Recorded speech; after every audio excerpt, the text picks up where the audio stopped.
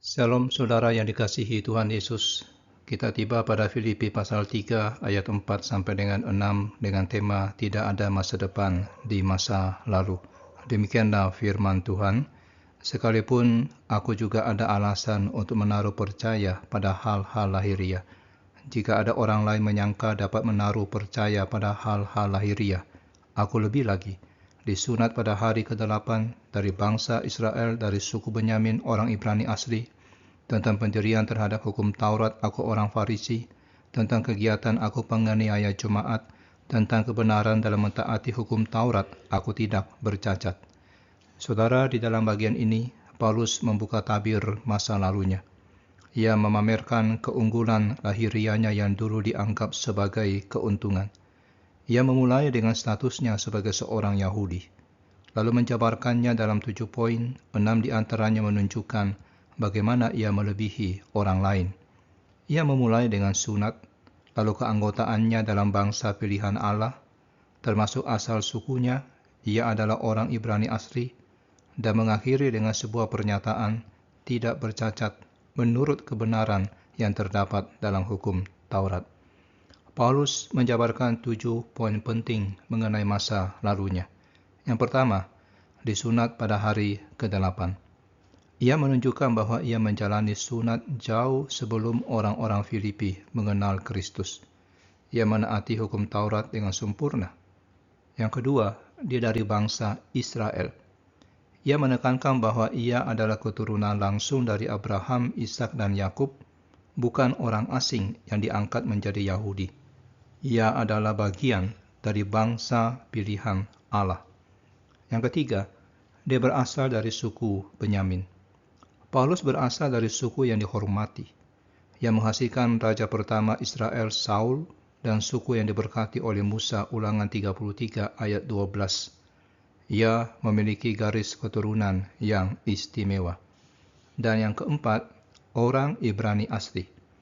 Ia menegaskan bahwa dirinya adalah orang Ibrani tulen, keturunan murni dari orang tua Ibrani. Ia bukan seorang Yahudi Helenis yang terpengaruh budaya Yunani. Yang kelima, tentang hukum Taurat, aku orang Farisi. Ia memilih menjadi bagian dari golongan Farisi, yang dikenal karena ketaatan mereka pada hukum Taurat dan tradisi nenek moyang. Ia adalah seorang yang sangat taat beragama. Yang keenam, tentang kegiatan aku penganiaya jemaat. Ia menunjukkan betapa bersemangatnya ia dalam mempertahankan hukum Taurat hingga ia menganiaya orang-orang Kristen yang dulu adalah musuh bebuyutan gereja. Dan yang ketujuh, tentang kebenaran dalam mentaati hukum Taurat, aku tidak bercacat. Ia menyimpulkan bahwa ia tidak pernah melanggar hukum Taurat. Ia hidup tanpa celah di mata manusia. Dan Paulus menjabarkan semua keunggulan masa lalunya itu untuk menunjukkan satu hal penting. Semua itu tidak ada artinya dibandingkan dengan mengenal Kristus.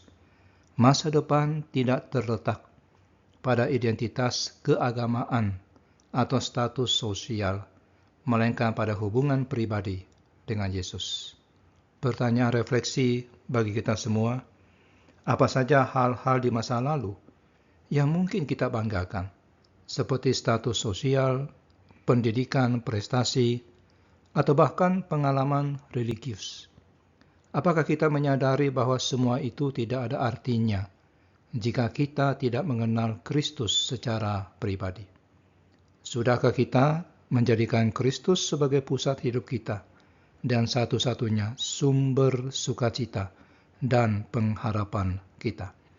Saudara, seperti Paulus, kita diajak untuk meninggalkan masa lalu dan berfokus pada masa depan yang ada di dalam Kristus. Marilah kita menanggalkan segala kesombongan dan keangkuhan diri dan merendahkan diri di hadapan Tuhan.